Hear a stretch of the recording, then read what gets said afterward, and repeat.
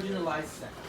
Secondary education was already free in public high schools even before senior high school was created. However, in a 2008 study by the Philippine Institute for Development Studies, the top two reasons out of school youth is financial burdens at 28.4%, while employment is at 50th place. Fifth place with 7.28%. Surprisingly, the tides have changed after the implementation of senior high. In 2022, the report of PSA regarding out-of-school youth, the top one reason why they are no longer in school is because they have already finished their studies at 21.1%, followed by employment at 19.7%. High cost of education dropped to the fifth spot at 9.9%. This clearly shows that the argument saying senior high school will be a burden to the Filipino families and will lead to more dropout is actually incorrect. In fact, USEC improves. Hindi talaga. Last page sila. Ipang shorten ko ng PIDS dahil. Ano lang, practice lang natin kung makuha mo, mag-deliver mo yan, makaya na. Kailangan mo lang markahan kung diin ka ma-pause or ma-stop.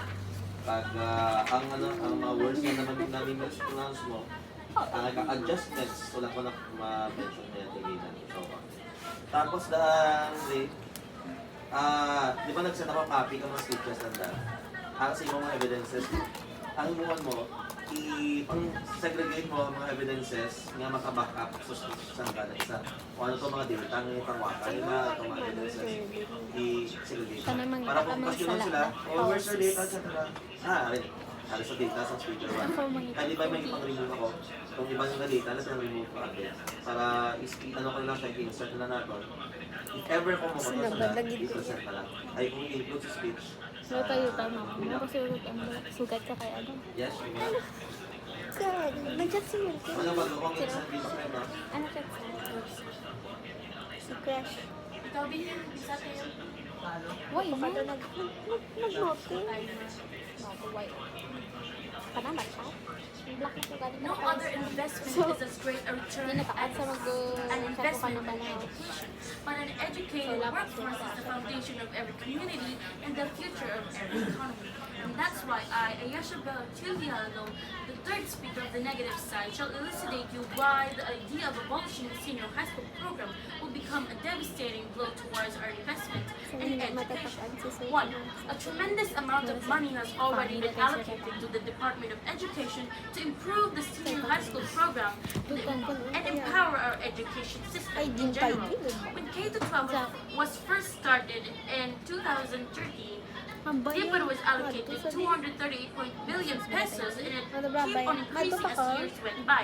This year, DepEd received a whopping 737 billion pesos to cope up with the constantly increasing population of senior high school students and the fast advancement of technology that is being used in modern teaching.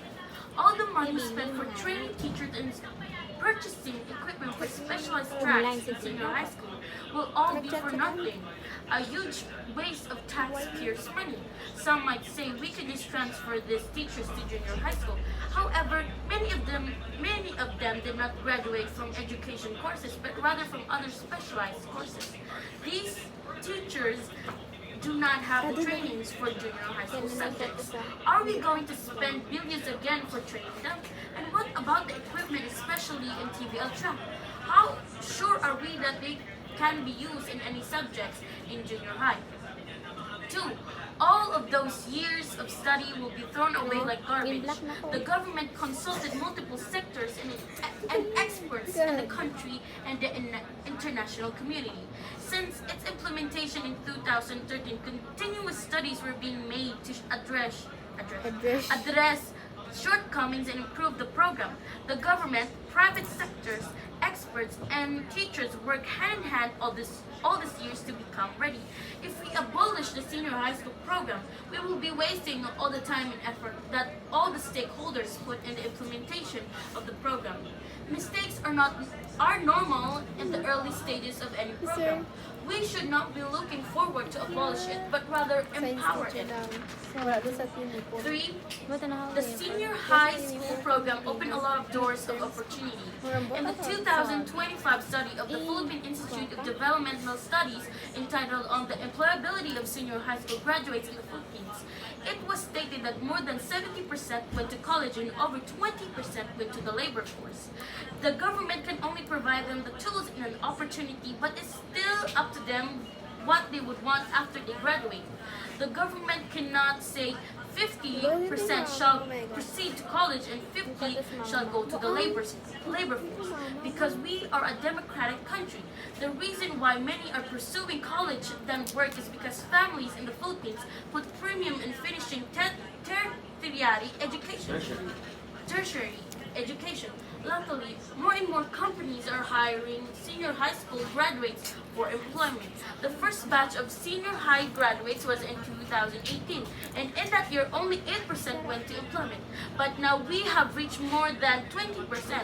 It only goes to show that the employment rate of senior high school grade is gradually increasing.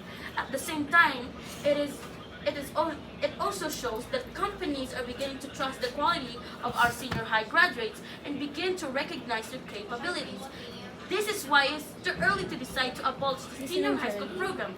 As the demand and the labor force keep on increasing, opportunities for senior high school will also be increased.